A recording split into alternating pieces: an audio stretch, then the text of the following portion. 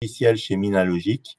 J'ai le plaisir d'animer aujourd'hui ce premier webinaire, deux webinaires qui vont s'enchaîner sur le sujet de la mass personnalisation et de l'industrie du futur. Alors, ces webinaires ont été organisés par le collectif des pôles de compétitivité de la région Rhône-Alpes, qui est composé d'Accélera, des pôles Accélera, SIM, Minalogic, Polymeris, Tectera et Tenernis. Donc, nous allons traiter du sujet de la mass personnalisation et pour débuter, pour faire une petite introduction et pour avoir savoir ce qu'est la mass personnalisation et surtout, on parle de mass personnalisation, de mass customisation. Donc, pour bien prendre connaissance du sujet, de savoir de quoi on parle, nous allons interviewer Eric Duris, qui est associé de partenaire chez Atos, qui nous a préparé une vidéo et qui est cofondateur qui est cofondateur chez Atos attendez, j'ai mangé enfin voilà, on va démarrer, je suis désolé. Et hop, pardon, on va lancer la vidéo. Ensuite, une fois qu'on aura lancé la vidéo, voilà.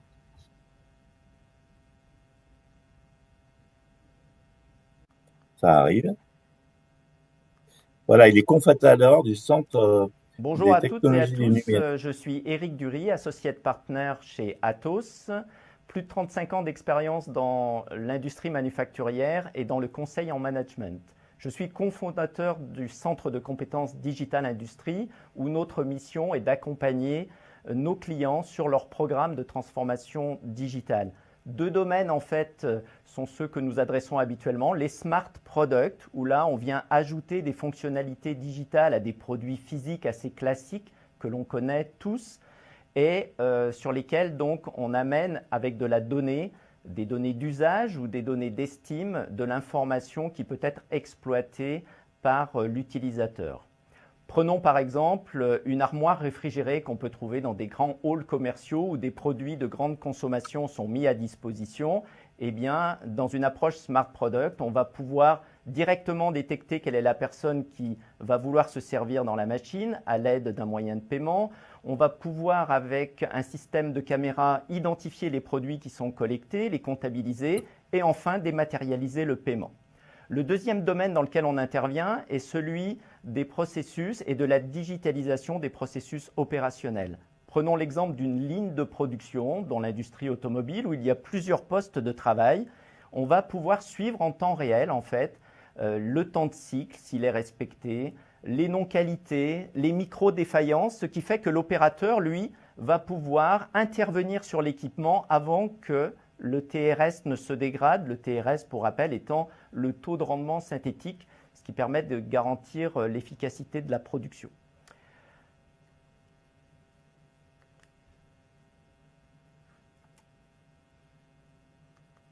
Alors, nous allons parler aujourd'hui en fait de la mass personnalisation.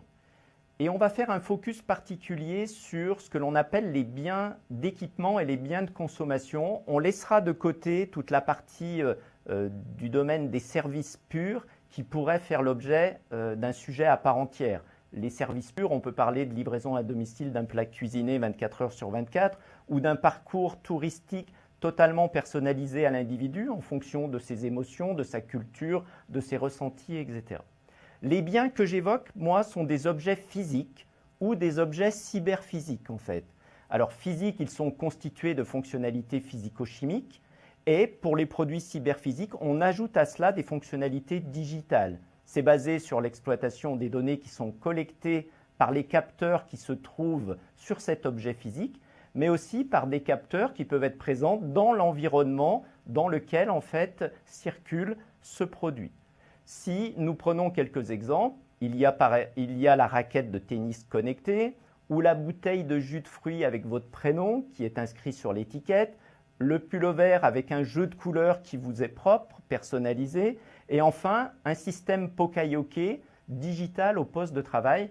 le Pokayoke étant un détrompeur suivant l'approche Lean Manufacturing qui permet à un opérateur sur son poste de travail de ne pas se tromper quand il est en train de réaliser une opération ou un assemblage.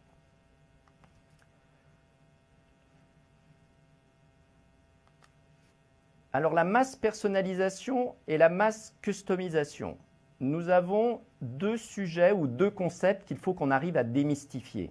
En France, notamment par rapport aux terminologies anglaises, on peut quelquefois croiser les définitions par rapport aux mots qu'on utilise. On va poser, nous, ces deux définitions et s'en tenir à cela pour avancer après dans notre analyse. La mass personnalisation, c'est le client qui choisit parmi un champ des possibles des options et des variantes qui viennent s'ajouter à un socle de fonctionnalités de base. Le vendeur aura au préalable mené les études poussées sur les fonctions d'usage et d'estime qui sont attendues par les clients avec une segmentation de ces derniers. Donc le produit est assemblé à la commande alors que les composants, les sous-ensembles sont fabriqués sur stock avec des méthodes de fabrication de masse pour avoir des coûts d'obtention qui soient les plus bas possibles. Prenons l'exemple, une voiture de n'importe quelle marque sur laquelle on va pouvoir choisir la carrosserie, la couleur de la carrosserie de toit, la couleur de carrosserie des rétroviseurs, etc., des flancs de la voiture, changer les tailles des roues par exemple et la forme des jantes. On peut prendre l'ordinateur portable, l'exemple premier qu'on connaît tous c'est Dell qui a mis cela sur le marché avec une configuration possible de votre ordinateur, les smartphones bien évidemment, et aussi des logiciels de gestion. Quand on est dans l'industrie, qu'on achète un ERP par exemple pour gérer les principales fonctions de son entreprise, on va pouvoir paramétrer cet ERP selon les besoins de notre entreprise. En mass customisation, le client co-conçoit un produit qui est prédéfini en tant que finalité d'usage pour le client. Il s'agit de proposer un produit de consommation relativement courante, créé sur mesure en fonction des caractéristiques et préférences de chaque acheteur. Ce produit est ensuite réalisé dans un flux de production de masse, l'objectif étant de s'approcher au plus près des coûts de fabrication en grande série. Prenons quelques exemples, un vêtement, des lunettes sur lesquelles on va vouloir que la monture nous soit totalement personnelle, un objet de décoration, etc.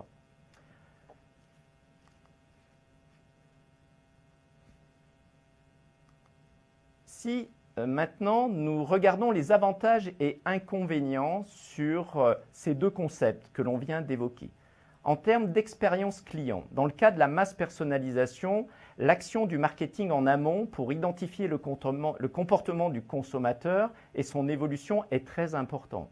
Et aujourd'hui, en fait, le marketing est doté de technologies lui permettant d'aller assez loin dans cette recherche, puisque le big data nous permet de collecter tout un ensemble d'informations sur les consommateurs.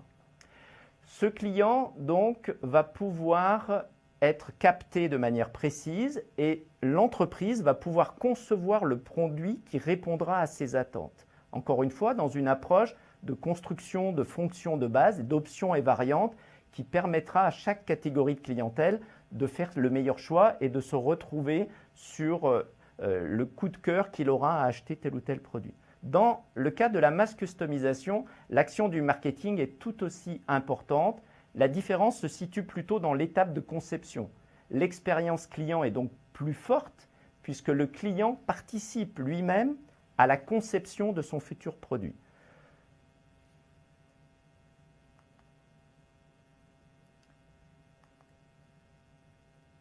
Si on aborde maintenant l'aspect des coûts d'obtention dans les deux cas de figure, il est clair que dans la mass personnalisation, nous sommes sur une typologie de production en assembly to order, donc l'assemblage à la commande.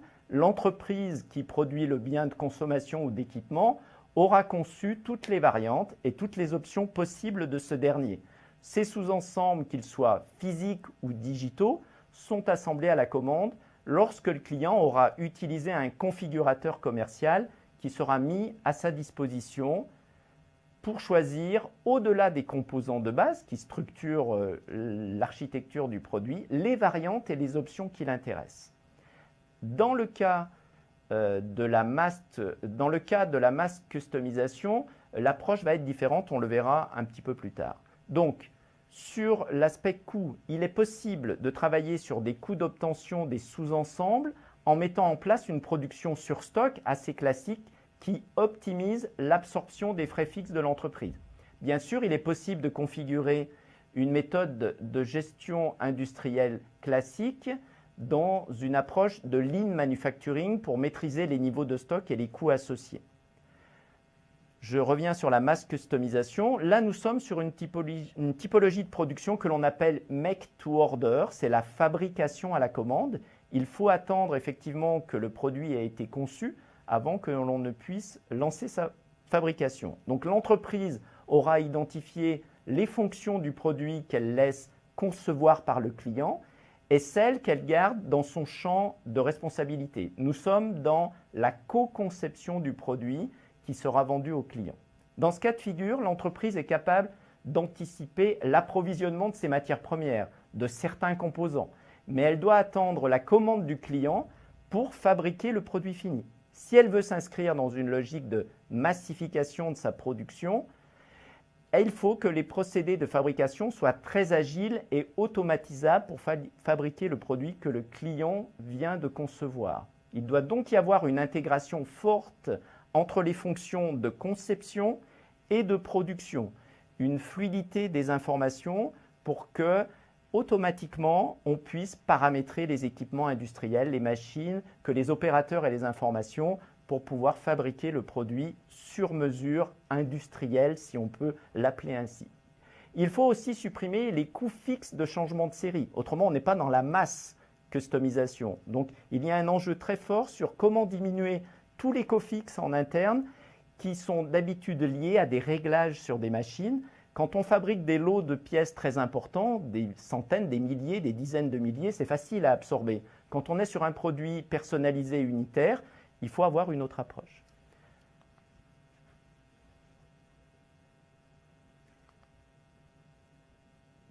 Si on aborde maintenant l'aspect du risque et de la déontologie, vous comprenez bien que sur une démarche de mass personnalisation, l'entreprise maîtrise les risques associés à son activité puisque c'est elle qui a conçu l'ensemble de ses produits, options, variantes, fonctions de base, et qui a pu prendre en compte toutes les contraintes légales lors de cette phase de conception dans son bureau d'études, à l'industrialisation, avec les services légaux, etc.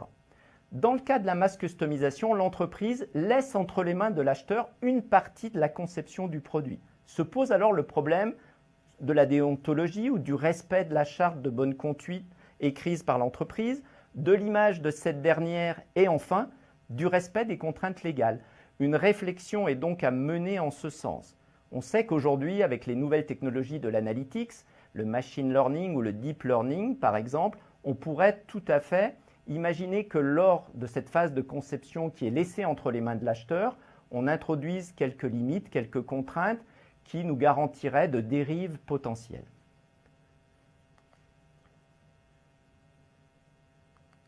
Si nous abordons maintenant l'aspect des marchés qui sont adressables en fait. Sur les marchés adressables, on va pouvoir trouver dans la mass personnalisation un certain nombre de marchés, voire la totalité en fait. La totalité des marchés de biens de consommation comme de biens d'équipement. On n'a pas de limite. On a fait cette étude marketing en amont, très détaillée, très profonde, qui a pu donner des catégories de plus en plus précises. Et donc, on dispose de données en quantité astronomique, d'analyse de comportement et d'expérience utilisateur, qui nous offre un catalogue de produits cyberphysiques appropriés, mais totalement maîtrisés par le vendeur que nous sommes.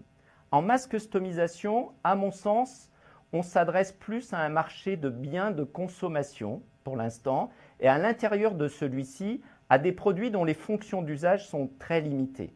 La co-conception va se distribuer entre le vendeur et l'acheteur de la manière suivante.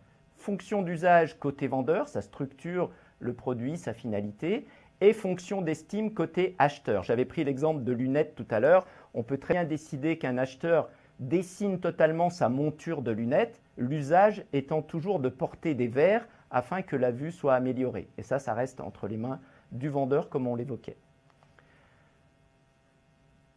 Différenciation. est-ce que ces deux concepts de mass personnalisation et de mass customisation amènent une différenciation? Oui, très clairement, notamment par rapport au marché émergent. Il est très clair que la concurrence étrangère dans les pays à bas coût est un vrai problème pour nous en Occident et que le fait d'aller vers de la personnalisation ou de la customisation de masse nous permet cette différenciation. Ces pays émergents, avec beaucoup de main-d'œuvre, en fait, ne disposent pas forcément encore d'assets technologiques permettant d'aller vers ces attentes du marché, personnaliser presque à l'unité ou customiser à l'unité un produit, demande effectivement un ensemble de technologies qui permettront derrière de fabriquer malgré tout ce bien, cet équipement, dans des coûts qui restent maîtrisables en fait. Donc, il est clair que derrière tout ça, les technologies digitales, ce que l'on appelle l'industrie 4.0, permet aujourd'hui aux entreprises de réfléchir plus en avant sur cette masse personnalisation et cette masse customisation en restant sur des coûts qui sont acceptables par le client en amenant, d'un point de vue de l'émotion, pour ce client final, beaucoup plus de réponses à ses attentes personnelles. Pour conclure, quelles sont les complémentarités et les limites que l'on va retrouver au niveau de ces deux concepts?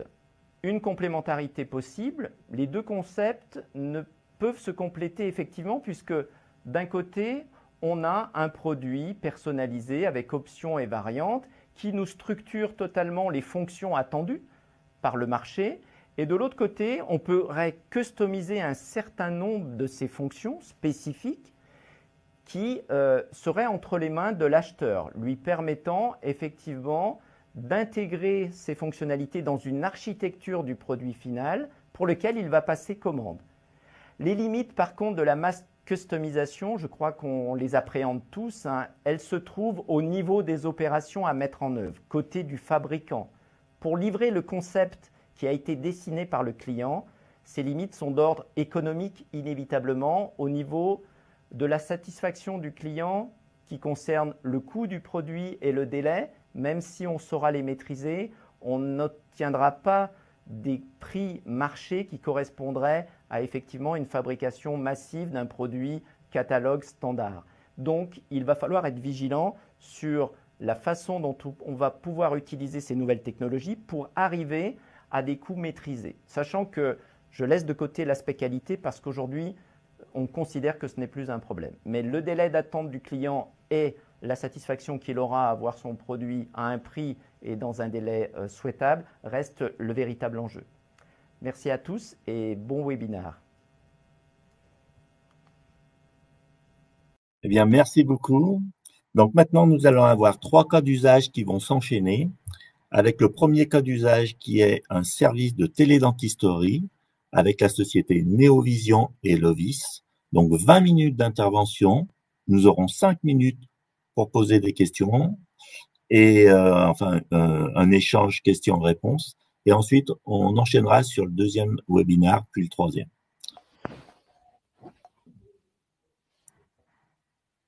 Voilà, Mathieu.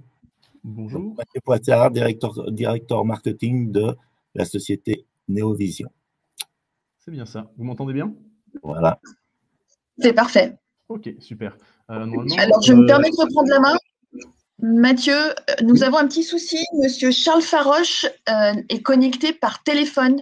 Et par téléphone, nous ne pouvons pas donner les droits animateurs. Il faudrait que ce monsieur se connecte par ordinateur. D'accord. Je ne peux pas lui donner les droits animateurs.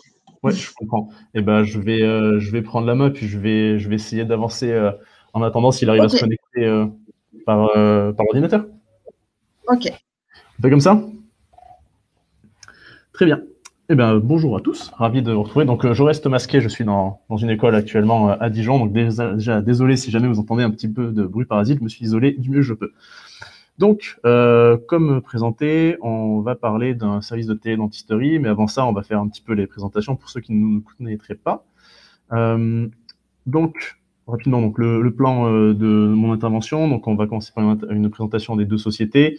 On va parler un petit peu de standardisation et de personnalisation et trouver en fait le rôle de l'IA dans ces deux paradigmes. Ensuite, on va vous présenter donc le projet Lovis Neovision. Et enfin, faire un petit focus sur le démonstrateur qui est en cours de développement. Donc, pour ma part, je suis donc Mathieu Boissard, je suis directeur marketing de Neovision.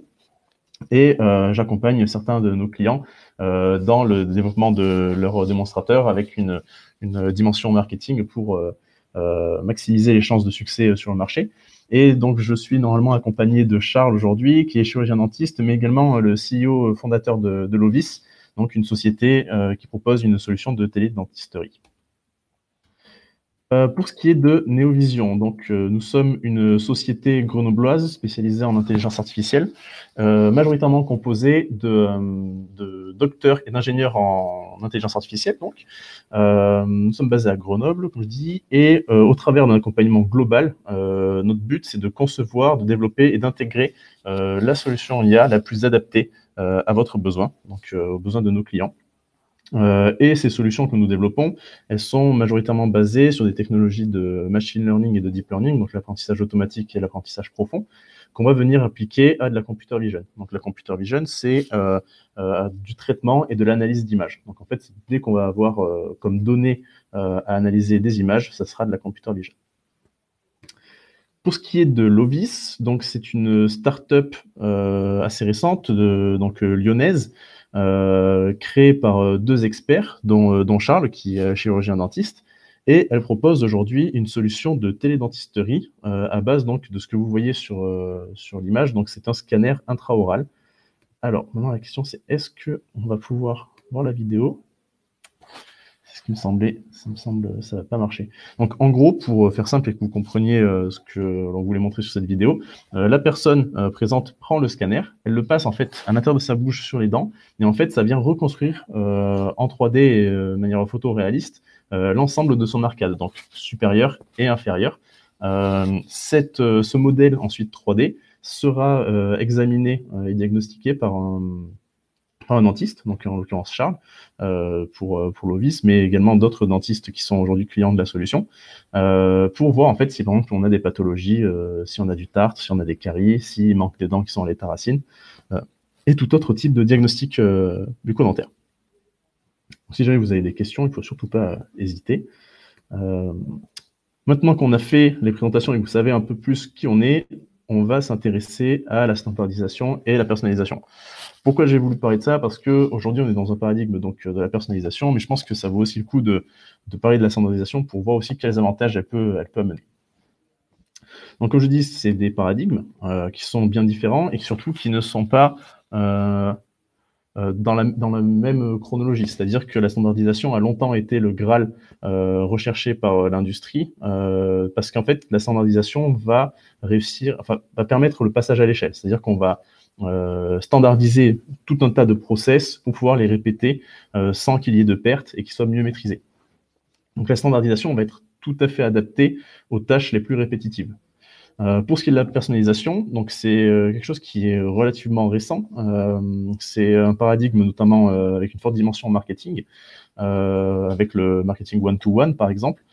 Ça a permis de se développer. Et ça va de pair avec un autre paradigme qui est l'affirmation de soi, où on a besoin en fait de se retrouver, de se sentir un peu singulier dans nos actes de consommation et les services qu'on nous propose. Pour cela, pour faire de la personnalisation, on a par contre besoin de parfaitement connaître sa cible, parfaitement connaître son client ou son patient.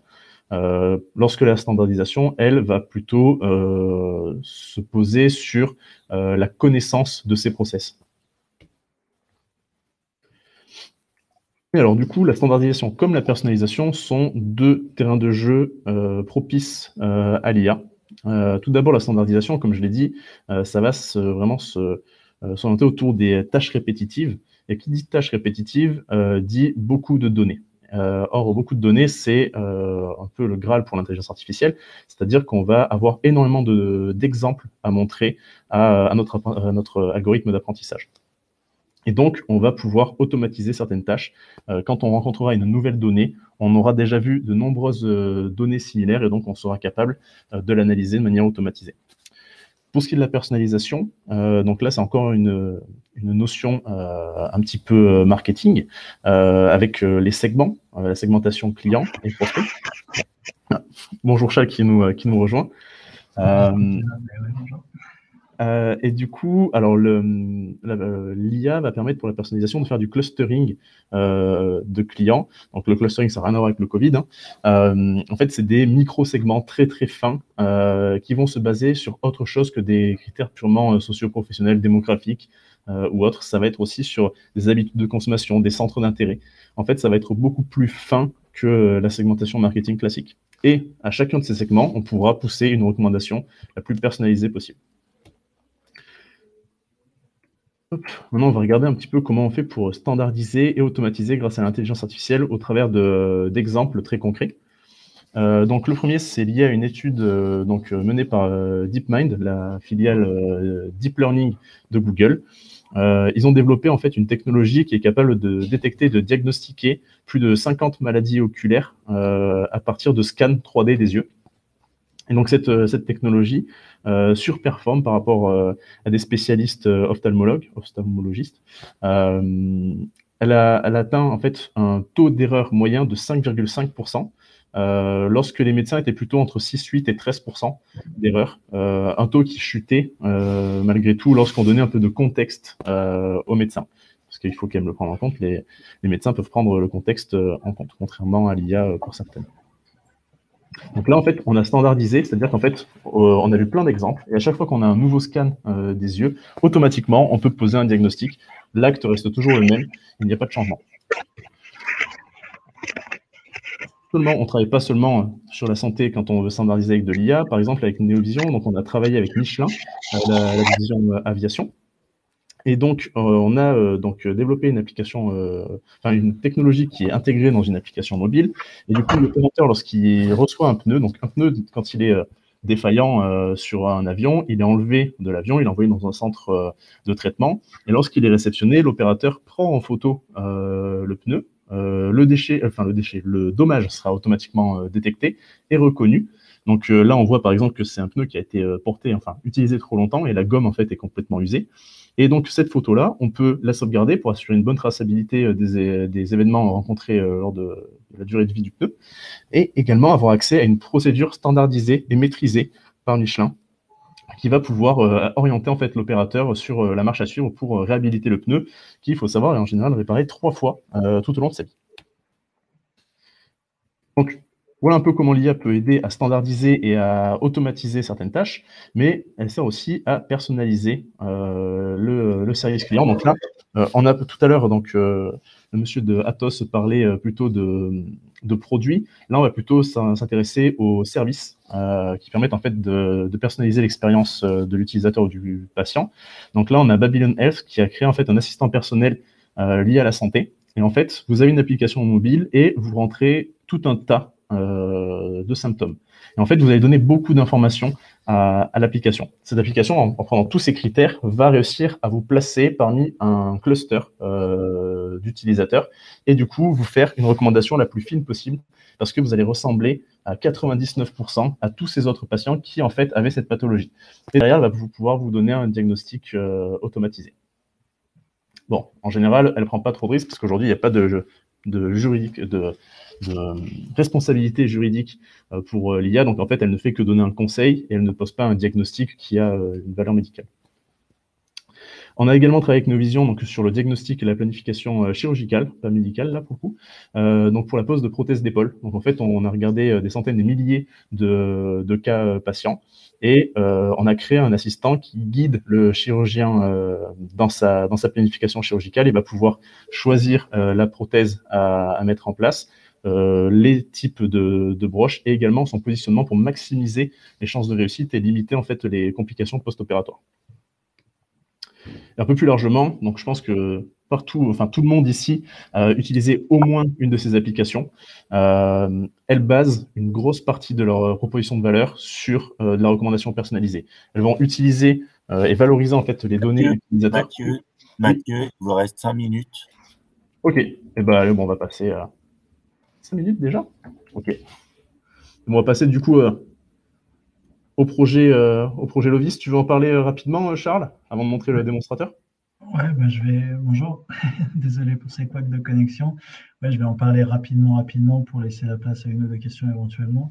Donc, en gros, Lovis, ça s'appuie en fait sur une technologie qui est déjà existante, le scanner intraoral, dont Mathieu a pu présenter une vidéo au départ.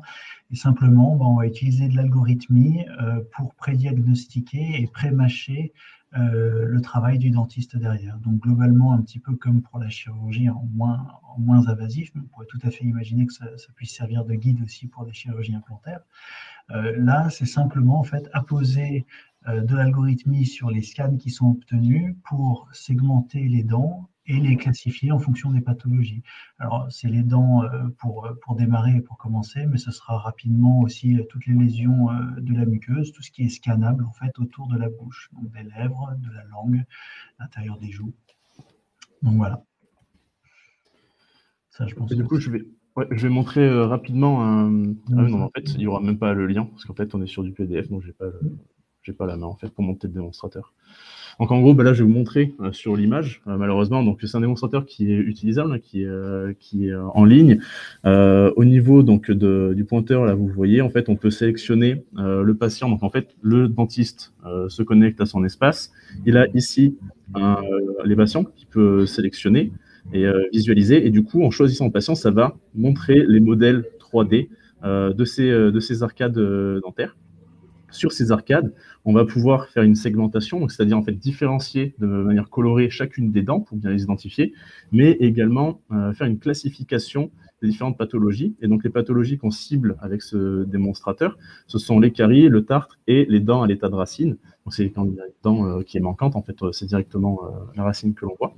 Et automatiquement, en fait, le médecin va pouvoir voir quelle pathologie on a trouvé sur quelle dent, et donc accélérer son diagnostic.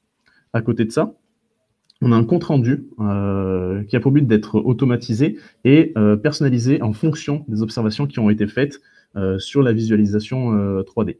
Donc là, on retrouve toutes les informations donc, du patient, également du chirurgien dentiste qui fait ce diagnostic, et également de la personne qui aura capté les données via le scanner intraoral. Derrière, on aura donc des diagnostics et observations de manière automatisée qui seront quand même modifiables par le chirurgien dentiste parce que forcément, l'IA n'a toujours pas de responsabilité juridique et le diagnostic doit être fait par un chirurgien dentiste. Et ensuite, il y aura également des recommandations qui seront personnalisées en fonction de ce qu'on a pu voir et du diagnostic fait par le médecin. Donc, ça peut être des conseils d'hygiène bucco-dentaire, des conseils d'intervention à réaliser. Et ça va permettre en fait tant aux patients de l'établissement de santé, par exemple, de mieux suivre et de mieux prendre en charge leurs résidents ou leurs patients. Donc, on arrive, malheureusement, je suis assez déçu de ne pas avoir pu vous présenter ce démonstrateur qui est plutôt sympa. Donc, on a quand même quelques temps pour répondre à vos questions si vous en avez. Charles-Raymond reste disponible.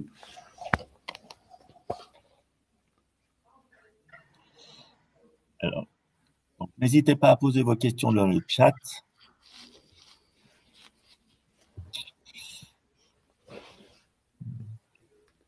Je vais mettre sur le public.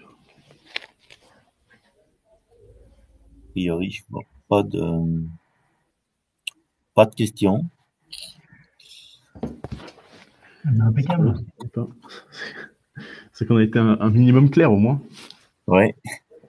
À quelle problématique répond ce projet de Nepot Vesino? Excusez-moi si j'ai un petit peu mangé votre nom et prénom.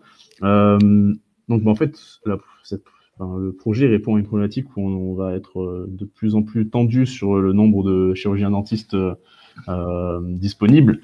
Et en fait, on va accélérer le pré-diagnostic pour en fait désengorger et s'assurer de hiérarchiser les prises en charge les plus importantes. Charles, tu peux. Ouais, aujourd'hui, un dentiste consacre à peu près 40% de son temps à des consultations et à des bilans qui peuvent être dématérialisés finalement. Et quand on voit la vitesse à laquelle il peut valider un prédiagnostic qui a été analysé par IA et dont la qualité, honnêtement, est très très comparable, si ce n'est meilleure, à un prédiagnostic fait directement en bouche, toutes choses étant égales par ailleurs, bien sûr, mais en fait, on se rend compte que les déserts médicaux ne peuvent ne plus en être, en tout cas pour la connaissance d'une pathologie ou pour l'accès à cette situation bucco-dentaire. Et puis derrière, ça veut aussi dire que du coup, il y a quand même un manque de dentistes et des difficultés d'accès aux dentistes. Si on arrive à réduire augmenter, je dirais, de 40% son activité sur les soins, ça veut dire qu'il peut augmenter de 40% environ la taille de sa patientèle, ce qui représente quand même un gros bénéfice pour la population. Et ce projet, je crois qu'en plus, il est né à toute base sur le cœur de cible, qui sont les personnes plutôt dépendantes, justement dans les centres, dans les établissements de soins pour les personnes âgées, qui ont justement beaucoup de problèmes dentaires et qui ne sont pas forcément bien diagnostiqués ni pris en charge. Ni mobilisables facilement. Eh bien, merci en tout cas, merci beaucoup pour Mathieu, merci beaucoup Charles. Et puis de toute façon, on fera passer vos coordonnées et nous vous recontacterons s'il y a lieu, on donnera vos coordonnées. Donc on va enchaîner sur le deuxième cas d'usage, qui est un cas d'usage sur le cloud manufacturing avec la société BLS et aussi la société Arémon. Donc BLS représenté par Yannick Marion, qui est le CEO de BLS, et par Guéric Rojon, qui est le responsable maintenance de chez Arémon.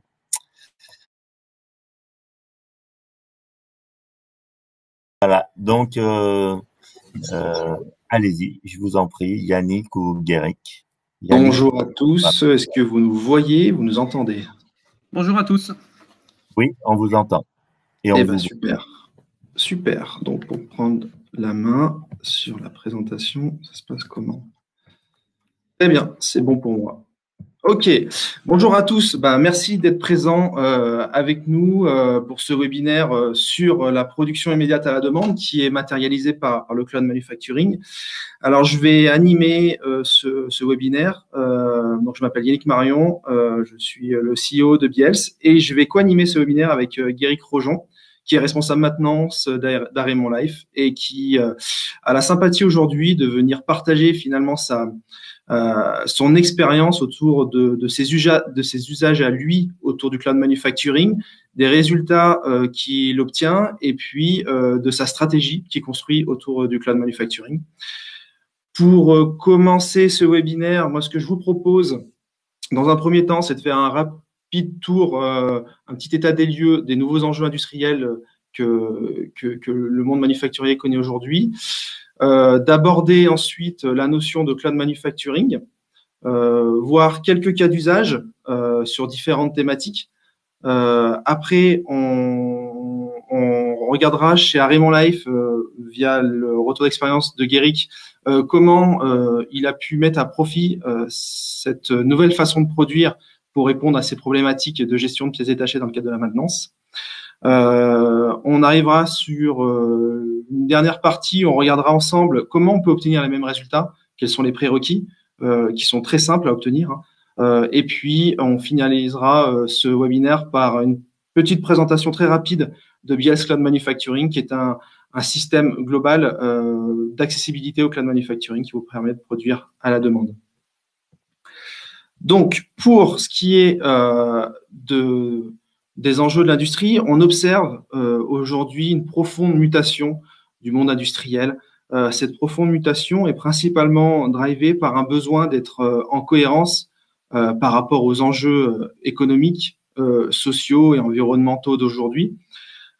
Cette mutation vient se caractériser par ce qu'on appelle l'ère de l'industrie 4.0, qui vient apporter tout un ensemble de solutions digitales, de solutions numériques, de robotisation, de technologies à la fois logicielles, à la fois IA, etc., pour pouvoir apporter des réponses à ces nouveaux enjeux, des réponses pour toucher du doigt l'immédiateté de production, par exemple, comme on peut avoir aujourd'hui, nous, en tant que personnes physiques, cette immédiateté d'obtention de pièces lorsqu'on va sur Amazon et qu'on commande quelque chose, on l'a quasiment le lendemain dans la boîte aux lettres. Donc, toucher cette immédiateté-là, intégrer cet impact éco-responsabilité dans tout ce qui est dans tout ce qui est production. Et bien évidemment, on a parlé aussi sur les premières interventions de ce besoin de compétitivité, de réindustrialisation de la France, par exemple, de gagner en autonomie quant à l'obtention de ses propres pièces, et puis de pouvoir avoir vraiment un impact sur le développement de la société. Premier cas d'usage. Donc, aujourd'hui, alors j'ai loupé une slide, pardon. Aujourd'hui, le cloud manufacturing, c'est une notion qui a été théorisée en 2009 par des chercheurs chinois. Finalement, le cloud manufacturing, c'est une philosophie de production qui s'appuie sur différents éléments. Ça s'appuie à la fois sur des éléments, on va dire, digitaux, technologiques, type intelligence artificielle, logiciel, cloud, big data, etc. Et qui s'appuie aussi sur des ressources de production qui sont en capacité de pouvoir produire ces pièces-là. Actuellement, les ressources de production qui sont les plus à même d'intégrer cette dimension de production à la demande, ce sont des ressources de production issues de la fabrication additive, donc l'impression 3D, mais de dimension industrielle. Et ce sont ces moyens de production-là qui sont en capacité de pouvoir produire à la demande, en toute simplicité, des pièces à la fois plastiques et métalliques. Pour le premier cas d'usage d'entreprises qui utilisent le cloud manufacturing pour produire, on a l'entreprise Nanobiose, qui est une biotech française, dont sa spécialité, c'est faire des études et des essais in vitro d'impact de molécules sur un environnement, on va dire, sanguin pour mesurer en quelque sorte l'impact qu'aurait une nouvelle molécule développée dans le cadre de systèmes de santé innovants, identifier tout ça, savoir si ça a un impact sur l'homme avant de faire des tests sur l'humain. Et donc, eux, ils sont dans le monde du pharmaceutique, du monde du laboratoire, et ils développent des produits qui sont composés de produits réutilisables et de consommables pour le milieu pharmaceutique. Et ils utilisent le cloud manufacturing pour pouvoir produire ces équipements-là. Ça leur permet quoi? Ça leur permet d'avoir une grande flexibilité sur le volume de production. Si demain, ils ont une commande de 10, ils en produisent 10. S'ils ont une commande de 800, ils peuvent être en capacité de pouvoir en produire 800 en toute simplicité. Ils ont aussi cette possibilité d'avoir une vraie flexibilité sur le design pour faire des équipements qui s'adaptent à d'autres équipements qui rentrent dans un ensemble plus général. Donc, on a ce cas d'usage-là pour du produit commercialisé.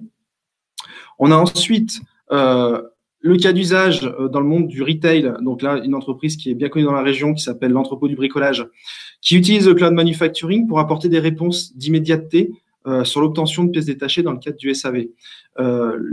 Cette entreprise du retail a un enjeu, c'est qu'elle n'est pas dépositaire de la propriété intellectuelle des pièces qu'elle commercialise dans ses magasins. Elle est simplement distributrice. Et donc, elle intègre dans cette démarche de cloud manufacturing ses fournisseurs pour avoir accès à cette possibilité de pouvoir produire ou lancer des ordres de production à la demande tout en respectant la propriété intellectuelle de cette pièce-là. Et donc, il y a des nouveaux business models qui se mettent en place, notamment sur la rétrocommission par rapport à l'usage de cette propriété intellectuelle. Et ils apportent vraiment une réactivité sur l'obtention des pièces ou des pièces qui pouvaient mettre en provenance de Chine plusieurs dizaines d'années à arriver dizaines de semaines à arriver en France, sont aujourd'hui disponibles sur étagère en une dizaine de jours, quoi. Un autre cas d'usage, c'est Nestlé Schlumberger. C'est un groupe industriel. Ils ont une division fabricant de machines et d'équipements dans le monde du tissage. Et ils utilisent aussi le cloud manufacturing pour aussi gérer, eux, leurs propres pièces de SAV. Tout à l'heure, on parlait de personnalisation de masse dans le monde de l'automobile. Chez les fabricants de machines spéciales, c'est un petit peu le cas aussi sur 20% du produit fini. En gros, leur stratégie, c'est de faire 80% de standards et finaliser en fait les 20% restants pour pouvoir répondre pile poil aux besoins de leurs clients. Et cet enjeu de personnalisation de masse a un coût chez eux. Ça veut dire quoi? Ça veut dire qu'ils se doivent de mettre sur étagère des pièces détachées et d'assurer la disponibilité rapidement de ces pièces détachées-là pour éviter de stopper ces lignes de production-là. Et donc, ils utilisent aujourd'hui le cloud manufacturing pour réduire leur délai d'approvisionnement et surtout réduire l'impact qu'a ces stocks-là sur le BFR. Maintenant, ce que je vous propose, c'est de passer la main à Guéry qui va nous présenter Raymond Life et ses cas d'usage avec le cloud manufacturing. Bonjour à tous, j'espère que vous m'entendez. Je m'excuse tout d'abord pour le port du masque qui est obligatoire aujourd'hui dans nos locaux. Alors, ça rend un peu la présentation moins sympathique, mais je vais essayer pour autant de la rendre tout à fait agréable. Donc pour ma part, donc je suis Guéry Crojon, responsable maintenance au sein de la société donc Raymond Life. La plupart d'entre vous, je pense, connaissent aujourd'hui le groupe Raymond, donc réputé pour sa grande partie automobile. À savoir que donc la société Raymond aujourd'hui se développe sur beaucoup d'autres secteurs et donc notamment le pharmaceutique. Donc Raymond Life a été créé en 2007 et voit sa production aujourd'hui s'étendre et donner un nouvel air à la société Raymond. Donc aujourd'hui, notre corps de métier, nous sommes donc un laboratoire pharmaceutique appartenant donc à l'industrie du médical et nous fabriquons des dispositifs médicaux, mais aussi cosmétiques, destinés à des voies cosmétiques. Tout d'abord, donc nous avons notre gamme qui fait aujourd'hui notre produit phare, la gamme Redio, qui est un bouchon pour fermer les sérums. Nous avons ensuite une activité CDMO, qui sont des produits en co-développement pour la fabrication donc d'un tiers, et donc aujourd'hui, notamment pour le produit du prix Delta. Et nous avons aussi... Ah, j'ai dû sauter la slide, non ? Merci. Et nous avons aussi donc, une gamme de conception d'emballage primaire et secondaire que nous appelons la gamme Orthopack. Hop, super. Donc aujourd'hui, je vais pour faire une présentation des plus succinctes, parce qu'on pourrait finalement parler de la fabrication additive autour de la maintenance pendant plus longtemps que la présentation qui nous est allouée. Donc aujourd'hui, je vais vous présenter trois produits. Donc un produit qui a été destiné sur nos lignes d'assemblage du produit médicament dénommé prix Delta, un autre dispositif pour la gamme du produit Redio et un autre pour la connectique e-lock et son embase.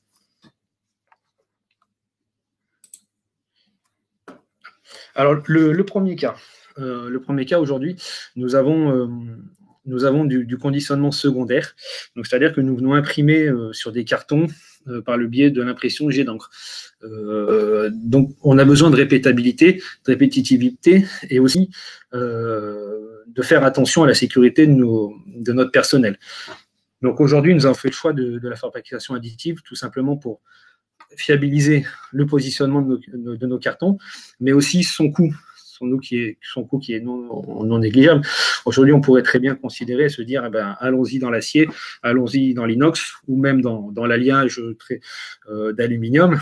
Mais en fait, on s'aperçoit que pour le même résultat souhaité à ce moment-là, de plus qui nous demande des couleurs différentes. Je ne sais pas si vous voyez très bien sur l'image, qu'on a volontairement mis pour vous présenter un dispositif de couleur bleue sur votre partie gauche et aussi un blanc sur votre partie droite, qui a une importance réelle dans le monde du pharmaceutique, car aujourd'hui, nous devons différencier nos lignes de produits. Donc, vous avez aujourd'hui une ligne de produits bleue et une deuxième ligne de produits blanche. Donc, aujourd'hui, c'est une solution très simple, on n'a pas besoin de peinture, on peut tout simplement fabriquer cette pièce par le biais de la fabrication de pièces plastiques directement dans la couleur souhaitée. Et on a aussi pour cette pièce-là une belle différence de coût, un minima de 50%. La seconde pièce, donc celle-là, c'est une pièce vraiment spécifique et importante pour la protection de notre produit. C'est une pièce qu'on va appeler la pièce communément appelée dans le monde d'électricité la pièce fusible. Donc, c'est-à-dire que c'est la pièce à laquelle on va souhaiter qu'il s'abîme avant d'abîmer notre produit. Donc, cette pièce-là, elle sert aujourd'hui à assembler un composant dans un autre. Seulement, ce composant a des petites ailettes qui sont très fragiles. Et donc, on avait essayé communément de faire une pièce en acier, en acier inox, parce qu'on est en dalle blanche. Et en fait, le cas inverse, donc c'est très solide, c'est trop costaud, ça ne casse jamais, mais par contre, ça abîme le produit. Donc, c'est-à-dire que dès que sur la pièce d'assemblage, on a une petite différence de hauteur, même minime, on se retrouvait avec des défauts qualité un petit peu trop importants.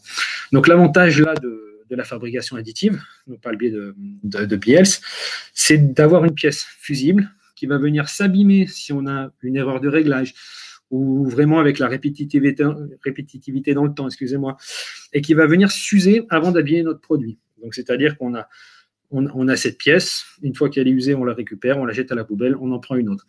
Et là aussi, on s'aperçoit finalement, donc là, plutôt par le biais du cloud manufacturing de Yannick Marion, qu'on a réussi à avoir un gain escompté entre deux pièces purement identiques, mais fabriquées à la fois chez un de nos fournisseurs actuels et au sein de la société Biels. Donc aujourd'hui, la société Biels a réussi à gagner pas loin de 10% du prix d'achat unitaire de la pièce.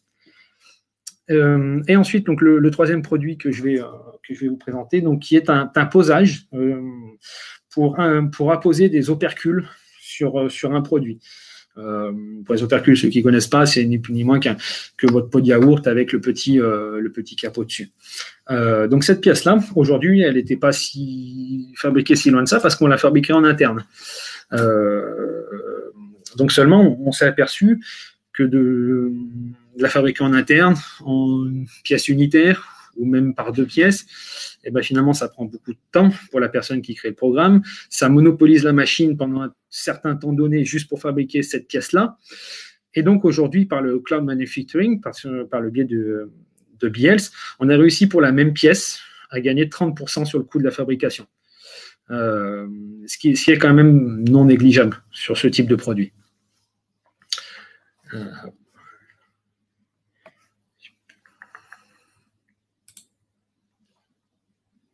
Voilà. Rapidement, donc ce que je pense, Yannick, ce que je pourrais ajouter, c'est plutôt sur une partie aspect maintenance, si ça te convient. Aujourd'hui, moi, donc le cloud de Biels, mais la fabrication additive en elle-même, aujourd'hui, c'est quelque chose qu'on essaye de challenger à la fois dans les pièces de maintenance, mais aussi dans les pièces de projet. Parce qu'en fait, on s'aperçoit même dans l'univers du pharmaceutique qu'on a énormément de contraintes particulières pour les matériaux utilisés. Donc, c'est-à-dire qu'aujourd'hui, un acier inoxydable, il est difficilement irremplaçable, mais il faut voir dans quel contexte on la pose. Aujourd'hui, sur nos machines, la plupart du temps, l'effet non négligeable, c'est que c'est vraiment l'élément qui va toucher notre produit, donc il peut avoir un effet impactant sur notre produit. Donc aujourd'hui, on va privilégier plutôt en effet des matières qui sont vraiment définies pharmaceutiques, mais des fois on s'aperçoit qu'on fait un enchaînement de composants et on reste en fait dans ces matières-là. Aujourd'hui, ce qu'on cherche à challenger par le biais du cloud, c'est d'aller regarder quelles pièces, donc déjà dans un premier temps, sont éligibles à cette fabrication additive, mais laquelle peut aussi avoir un réel intérêt pour nous, donc à la fois par son coût, mais aussi sa fiabilité. Aujourd'hui, pour une pièce en acier qu'on va remplacer peut-être une ou deux fois dans l'année, qu'on va payer un certain montant, une centaine d'euros par exemple, on va s'apercevoir qu'on va peut-être pouvoir remplacer cette pièce aujourd'hui par la fabrication additive, mais qu'on va peut-être pas la changer une fois par an, peut-être deux fois par an, qu'on va pouvoir prévoir des arrêts prédéfinis pour de la maintenance préventive. Donc ça, c'est vraiment le rôle qu'a posé à la maintenance, mais finalement, quand même en changeant cette pièce plus de fois qu'une, eh ben on va tout simplement diminuer son coût très fortement et qui ne sera pas impacté si on planifie la maintenance. Oui, allô? J'ai cru en... Non. Comment on peut obtenir... On pourra répondre aux questions à la fin, Guéric, si tu es OK avec ça. D'accord, non, mais j'ai cru que quelqu'un voulait me parler, c'est pour ça que je voulais surtout pas. Voilà, alors, non, et ben voilà. Donc voilà, tout ça était pour dire qu'aujourd'hui, ça se réfléchit, ça s'étudie. Donc, moi, je pars toujours dans mon idée de me dire qu'aujourd'hui, tout ne peut pas être remplaçable par la fabrication additive, mais aujourd'hui, ce qui est important, c'est de se poser les bonnes questions.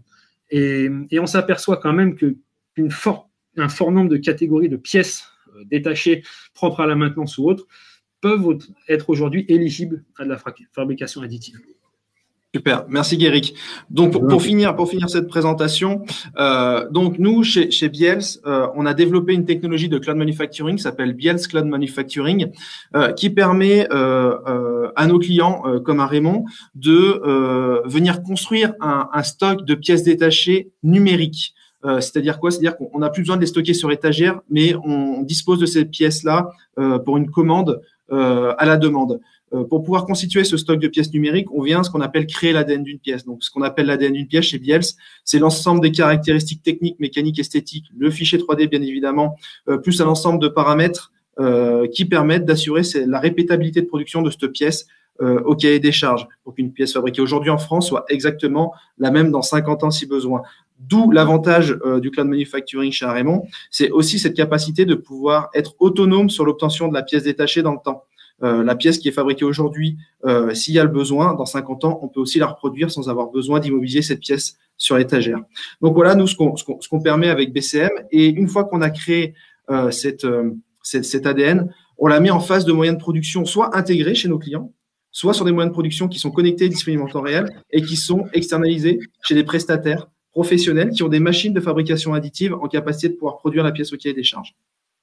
Donc voilà ce que nous faisons ça s'applique à tout un ensemble de produits. Bien évidemment, Guéric, comme l'a dit, pas tout aujourd'hui est éligible. De plus en plus de choses sont éligibles et lorsqu'on commence aujourd'hui, nous ce qu'on observe chez nos clients, c'est qu'entre 5 et 15% des pièces existantes sont éligibles au cloud manufacturing avec un réel avantage économique.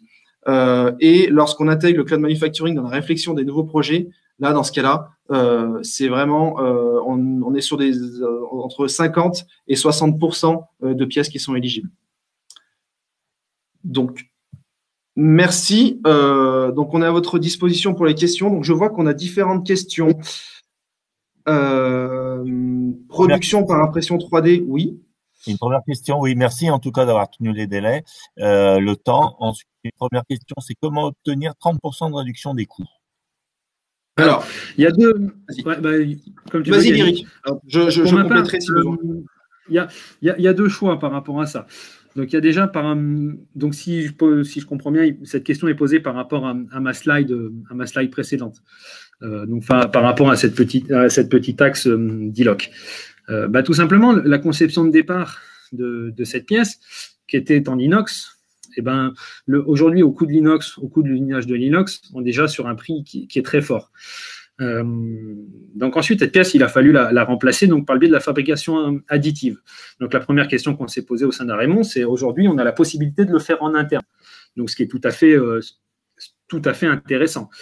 Mais seulement, donc on s'aperçoit que si on n'a pas la matière qu'il faut en interne, donc il faut la commander. Donc déjà, il y a un délai d'approvisionnement, il y a un coût d'approvisionnement. On va usiner cette pièce dans un bloc.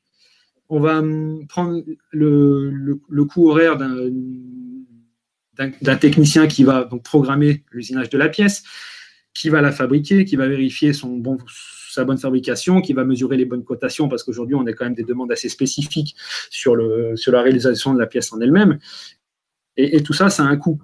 Et aujourd'hui, on s'aperçoit, donc après, Yannick pourra peut-être plus vous aiguiller là-dessus, mais aujourd'hui, quand on commande une pièce donc sur le cloud, donc finalement, notre dessin, aujourd'hui industriel, il a été figé, il a été qualifié, il vit, et finalement, on fait ni plus ni moins, alors je m'excuse un peu du terme, Yannick, ça ressemble à de l'Amazon, hein, on crée notre panier, on valide notre panier, et puis on envoie en commande.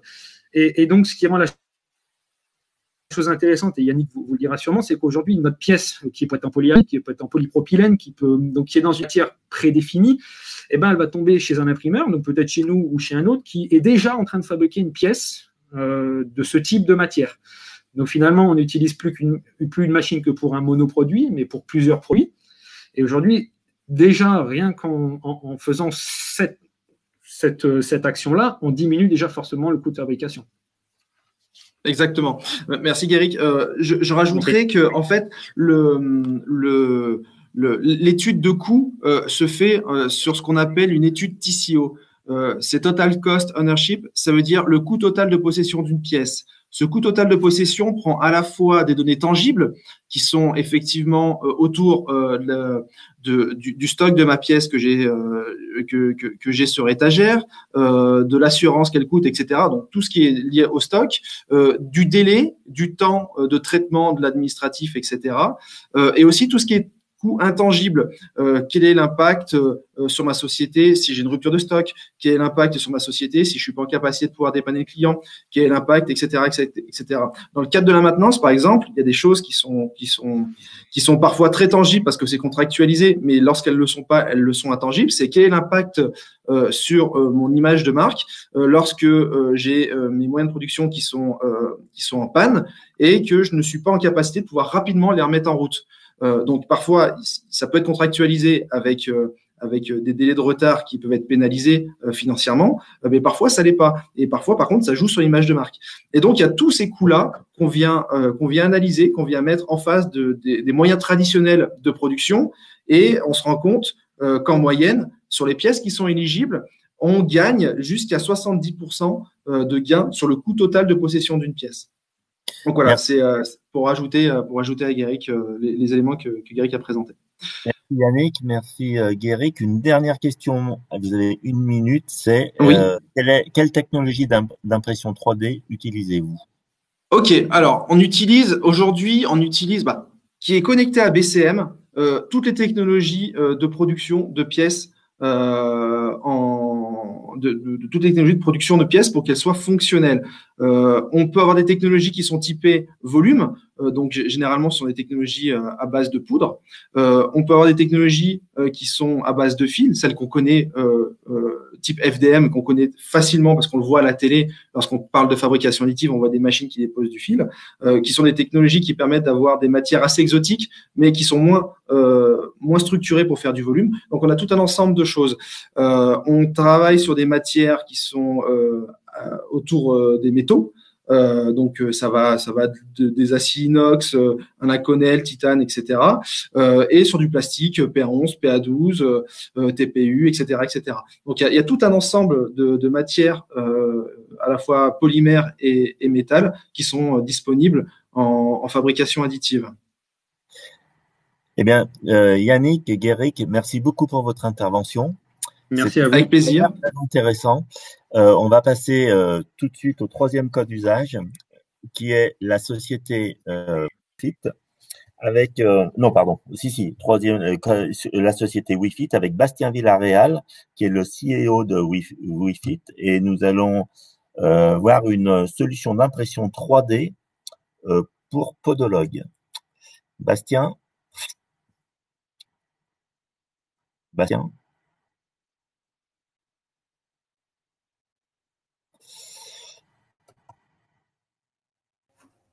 Est-ce que tout est bon? Bastien, oui, on t'entend. Oui, oui. Ouais, vous m'entendez? Est-ce que vous me voyez, en tout cas? Oui, on te voit. Très bien. Eh bien, let's go. Bonjour à tous. J'essaie juste de trouver la présentation et puis ce sera bon. On est OK. Bon, bienvenue. Merci aux précédents intervenants pour leurs explications qui étaient fort intéressantes et leur société. Et je vais me permettre d'enchaîner, moi, sur le cas de ma société, qui est la société WeFit, que j'ai créée en 2015. Et comme le disait Vincent, qui traite de la podologie et du coup de l'impression 3D, des bienfaits de l'impression 3D dans la podologie. Notre concept est clair, c'est la fabrication additive de semelles orthopédiques. Aujourd'hui, pour la faire courte, c'est un produit qui est bénéfique pour le patient, parce que c'est un produit qui est 100% personnalisé, plus fiable, plus rapide pour un budget qui est équivalent. Ce qui est important pour nous, c'est qu'il n'y ait pas de surmarque par rapport à l'impression 3D qui est vécue et qui est compris par le grand public comme un produit qui est plus cher. Et puis, c'est un gain énorme pour le podologue parce qu'il y a un gain de temps, un gain de sécurisation et puis une garantie de reproductibilité. En effet, le podologue aujourd'hui, c'est une personne, c'est un artisan, une profession libérale évidemment, médicale, mais qui est un artisan et dans la majorité des cas et qui a du mal à faire exactement la même semelle une année sur l'autre. Donc, avec notre solution, on lui apporte vraiment cet aspect-là, cette corde à son arc. Donc, je vous fais un petit topo historique. Donc, comment produire une semelle. Encore une fois, comme vous pouvez le voir à l'écran, c'est une chose qui est vraiment artisanale et manuelle, excusez-moi. Et nous, ce qu'on propose vraiment, c'est ce qu'on peut voir en dessous, c'est le dispositif qui est bleu et qui est imprimé d'un seul bloc via nos technologies d'impression 3D. Ce qu'on cherche et ce qu'on vise véritablement, c'est la digitalisation de la profession. C'est une des professions les moins bien équipées, je dirais les parents pauvres en médecine, parce que beaucoup de professions médicales sont déjà digitalisées. Et aujourd'hui, nous souhaitons avoir une démarche globale pour améliorer le parcours de soins chez les podologues. Elle se fait en 4 étapes principales. C'est chez nous le développement et la mise en place d'un scanner 3D qu'on installe chez un podologue qui permet de prendre l'empreinte 3D du pied du patient. On a rajouté d'autres capteurs pour être encore plus pointus dans l'analyse et pour apporter encore plus de chiffres aux podologues pour qu'ils puissent analyser et concevoir encore un meilleur dispositif. On a intégré une plateforme web qui permet aux podologues à distance de designer sa semelle orthopédique. Donc, à l'aide d'un outil CAO très simplifié, il peut positionner ces éléments. Je vous montrerai, on aura une petite démo un petit peu plus tard. Et enfin, l'impression 3D sur des imprimantes qu'on a nous-mêmes développées et avec des matériaux très techniques qui nous permettent d'avoir des comportements mécaniques très, très larges et différents. C'est-à-dire qu'à n'importe quel endroit de la semelle, notre savoir-faire, c'est de mettre une densité particulière. Donc voilà, je refais le petit point sur la partie scanner que je vous expliquais en préambule. Donc c'est cette solution qu'on installe chez le podologue. Le patient s'installe, les deux pieds sur la machine en montant, et il peut avoir le podologue en quelques minutes à l'empreinte de pied scannée en 3D, des informations sur la stabilité. Donc la stabilométrie, c'est une discipline intégrée à la podologie, et une cartographie de la pression plantaire. Donc grâce à ces trois caractéristiques, ces trois données, il peut constituer son dispositif. Donc voilà les trois types de données que le podologue peut récupérer et analyser pour, encore une fois, préparer son dispositif. Ce qui est là important de dire, comme tous les autres acteurs l'ont dit, j'ai écouté, c'est qu'à aucun moment nous n'obligeons le podologue, nous créons le dispositif pour lui, mais véritablement nous apportons une solution technologique pour renforcer son expertise.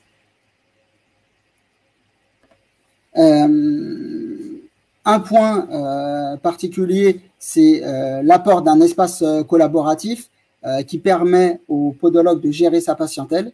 Ça va permettre de la traçabilité, parce qu'aujourd'hui, quand on produit une semelle, la semelle, elle est remise au patient et ensuite elle part dans la nature. Aujourd'hui, on est capable d'avoir une vraie traçabilité et de se dire, une année après, qu'est-ce qui s'est passé sur ma semelle? Est-ce que elle a bien fonctionné? Et on peut faire une vraie analyse à partir de là. Donc, c'est quelque chose qui est important et intéressant de noter. Et puis, tout le reste, disons qu'on avait mis en place une solution 3D de base. On l'a encapsulé dans une plateforme qui peut être intéressante pour gérer sa patientèle, et je pense que c'est un petit plus pour le podologue de bien la gérer. Sur la partie CAO, c'est exactement là, c'est le cœur du système. Comment ça se passe? C'est le podologue a téléchargé, a pris l'empreinte du pied du patient en 3D, il la télécharge sur la plateforme, donc c'est la partie qui est verte. Par-dessus, il va pouvoir venir choisir. On a numérisé une banque d'éléments 3D de podologie qui sont très, très courants dans le métier. Donc, il a une banque de données, il sélectionne, donc là, on a sélectionné un nanotalonnier, il détermine la densité, la hauteur, tous les paramètres un petit peu clés de la semelle, et il vient le placer à l'endroit précis où il veut. Donc, on est vraiment de manière très précise. Et on le fait sur, là, on a un seul élément, mais s'il en a 2, 3, 4, 5, il n'y a aucun souci. Donc, il vient vraiment créer une semelle à la carte qui est encore plus personnalisée et qui correspond véritablement aux besoins du patient. Pour valider ça, on a fait des expérimentations en laboratoire avec donc notamment l'IBM qui est rattaché au CHU de Saint-Étienne, la ville où on est situé. Et ce qu'on a prouvé sur un petit nombre de cas, on espère mener une étude de plus grande ampleur dans les prochains mois, c'est sur un petit nombre de cas, on a prouvé que nous étions aussi efficaces que les semelles portées et fabriquées par un podologue. Et le principal sujet, c'est de se dire il n'y a aucune différence. Et ça peut paraître idiot, mais quand on lance le projet, là, c'est des images qui remontent à 2015-2016. Quand on lance le projet, c'était pas du tout idiot d'avoir ce type d'information et de se dire qu'avec les semelles 3D, on avait les mêmes caractéristiques mécaniques que les semelles qui étaient fabriquées depuis des décennies et des décennies. Le dernier point sur lequel j'avais envie d'intervenir, principalement, c'est l'empreinte carbone et c'est l'impact environnemental d'une semelle WIFIT. On a travaillé avec le GESCOP, qui est un laboratoire grenoblois, sur le cycle de vie des produits. Et on a prouvé, enfin c'est vraiment le chercheur qui a prouvé qu'une semelle imprimée en 3D était inférieure de 35% à une semelle classique sur l'impact environnemental. Alors bien sûr, sur des aspects énergétiques, on utilise beaucoup plus d'électricité, mais dans l'ensemble, on était très inférieur. Et je pense que c'est une chose qu'il était important de mettre en œuvre à titre personnel, mais à titre sociétal aussi.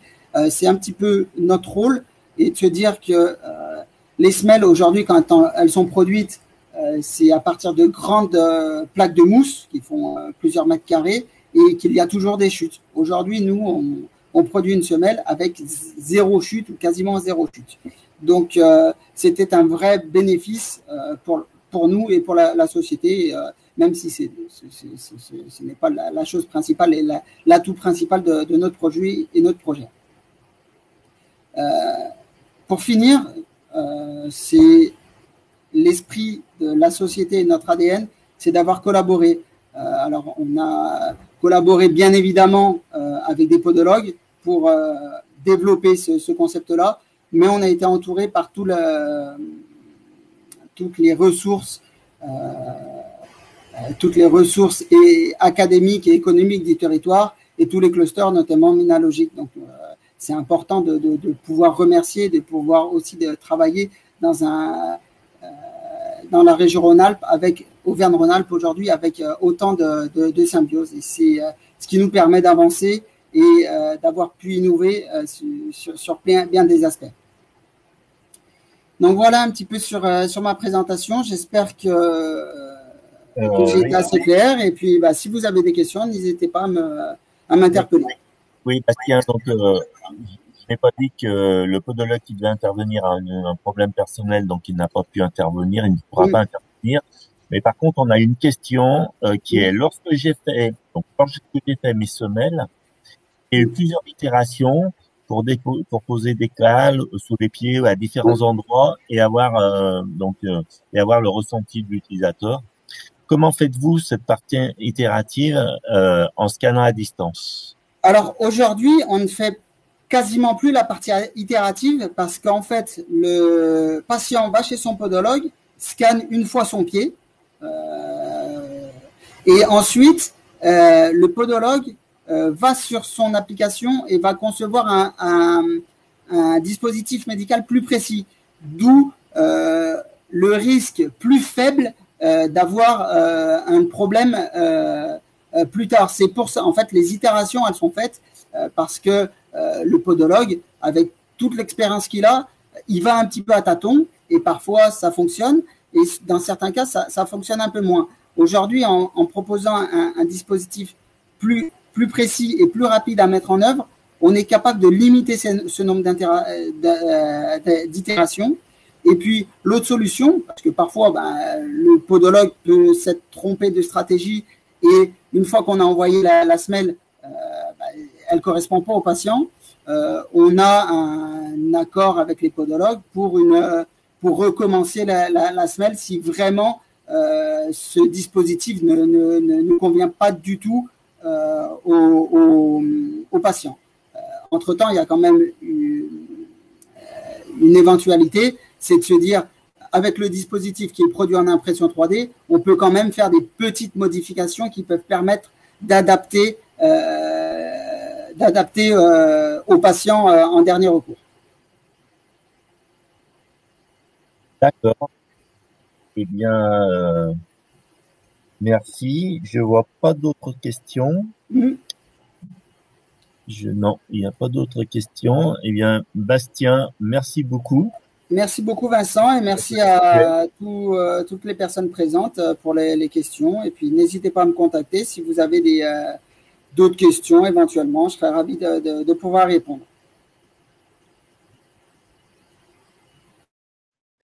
Eh bien, écoutez, merci beaucoup pour votre participation. Donc, le prochain webinaire aura lieu le 27 avril à 13h. On aura à nouveau 3 cas d'usage et 3 binômes fournisseurs de solutions et industriels ou utilisateurs. Et les sujets qui seront abordés seront une solution de gestion de diversité de gamme et de produits, une fabrication additive également et de la découpe de mousse.